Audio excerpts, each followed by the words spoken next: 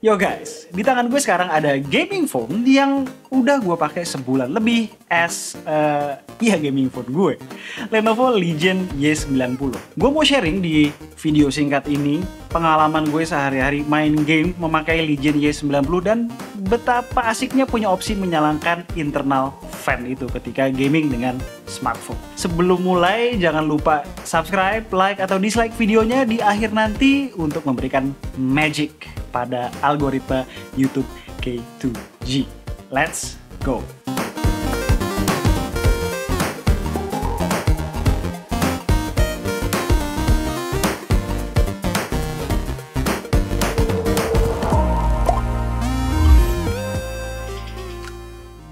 Alright, kita mulai dengan yang ringan dulu, LOL Wild Rift. Dengan settingan mentok, gue cuma perlu main mode balance aja tanpa nyalain fan di ruangan non-AC. Main berlama-lama pun fine aja, suhu internal cuma naik ke 39 derajat. Lagi war rame, FPS nggak drop sedikit pun. Ini berarti buat sekedar game MOBA, jelas fan nggak dibutuhkan sama sekali ya. Sejujurnya chipset 778G aja udah kenceng banget buat main MOBA rata kanan, nggak perlu chipset flagship. Next, Apex Legends. Nah ini nih, pengalaman gue dengan game ini. Gue suka kesel sendiri ketika sering ada micro stutter, apalagi ketika aiming down the sight even dengan smartphone berchipset Snapdragon 8 Gen 1 lain, which seperti kalian tahu kencang tapi masih punya problem dengan panas. Hal ini banyak terjadi ketika main menggunakan mobile data dan di ruangan non AC. Kenapa kalau begini namanya micro stutter? Karena bener-bener cuma sepersekian detik frame dropnya. Mungkin sebagian orang nggak bisa ngerasain. Cuma buat yang serius mainnya paham arti frame drop sepersekian detik itu pengaruh banget, apalagi di game fast paced shooter kayak Apex Legends gini. Hidup dan mati urusannya.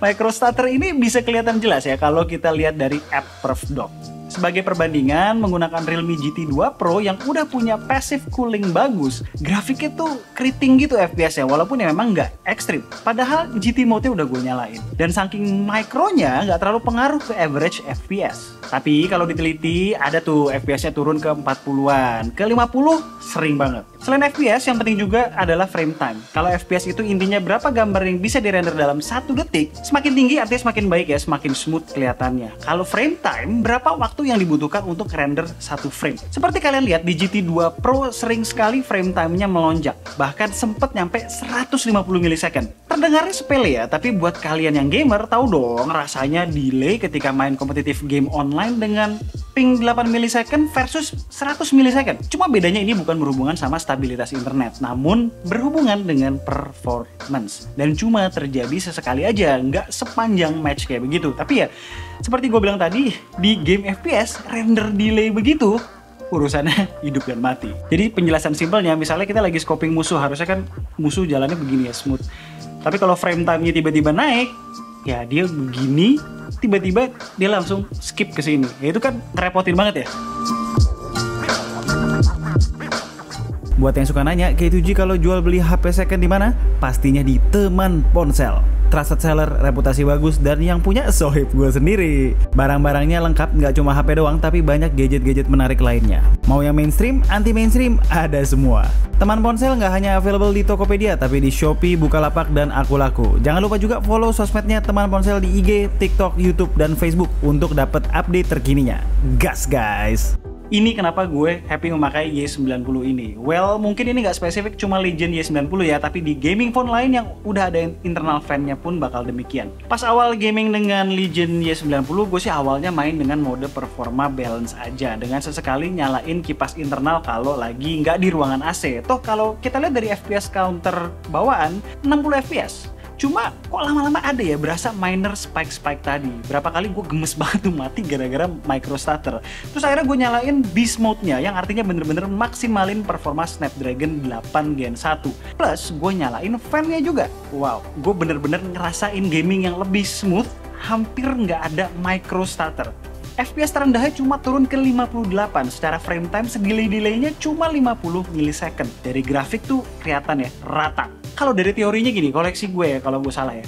By default, CPU atau chipset kan secara dinamis naik turun frekuensinya. Nah, gaming mode atau performance mode memang mendorong chipset untuk lebih stabil di frekuensi tertingginya. Namun tetap aja harus ada turun-turunnya kan, sesekali untuk menstabilkan suhu. Nah itu tuh yang mengakibatkan frame time naik dan FPS turun. So, Fan di gaming phone berguna secara konstan mendinginkan chipset supaya bisa terus-terusan berada di frekuensi tertingginya. Ini jelas, nggak eksklusif, hanya bisa dicapai dengan gaming phone yang ada internal fan-nya. Pakai external fan kayak fan coolernya Black Shark ini juga bisa. Di Realme GT2 Pro pakai fan cooler berasa banget bedanya. Frame time memang masih suka naik ke 8 millisecond, cuma jauh lebih baik daripada tadi yang bisa nyampe 150 millisecond.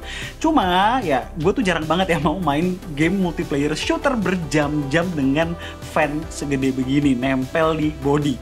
Perlu nyolok pula lagi fan gue yang satu ini. Lebih nyaman aja ketika fannya berada di dalam body smartphone. Atau buat yang nggak masalah, walaupun ya gue personally nggak suka ya kalian bisa turunin opsi grafis supaya frame rate atau frame time atau FPS-nya lebih stabil. Di luar game kompetitif kayak Apex Legends dan LOL, fan dan cooling system yang bagus di Y90 berguna di game yang badly optimized kayak Genshin Impact dan Benchmarks.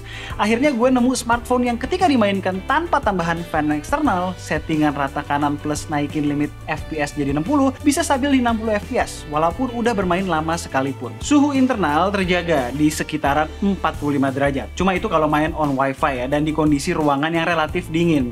Kalau suhu ruangan naik dikit aja dia akan turun performanya, bisa ke 40 fps seiring dengan naiknya suhu. Tapi kerennya di sini kondisi cooling off itu cuma sebentar, terus dia bakal naik lagi ke 60 fps.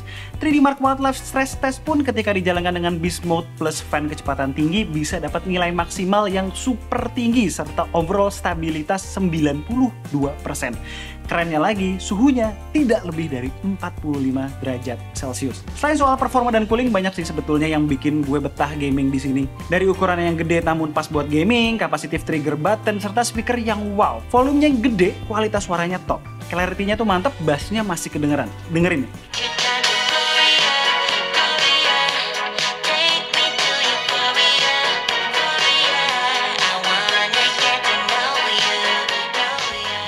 Layarnya yang 144Hz sih nggak terlalu kepake ya buat gue ya, karena sebenarnya jarang mainin game yang support. Di UI doang sih hampir nggak bisa bedain lah ya antara 120Hz dan 144Hz. Baterainya juga cukup besar ya, 5600 mAh. Dan kalau habis ke-charge pakai charger 68 wattnya bisa full dalam waktu di bawah 40 menit. Yang disayangkan dari smartphone ini adalah cuma nggak ada headphone jack aja.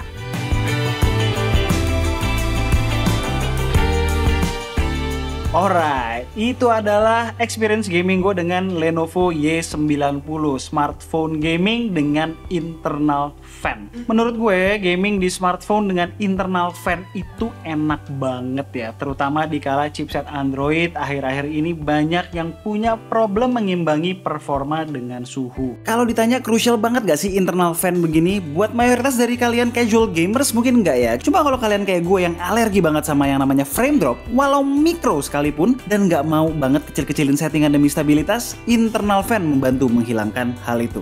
Overall gue suka ya gaming di Lenovo Y90 ini. Performanya kencang, suhu panas bisa diatasi oleh fan internal, dan sistem cooling yang advance. Oh ya, kalau tertarik beli Legion Y90 boleh kunjungi Tokopedia-nya Gondry Store. Link udah gue taruh di deskripsi. Oke, sekian aja video dari gue kali ini. Gue Alessa and this is K2G. Tunggu racun-racun kami berikutnya. Ciao.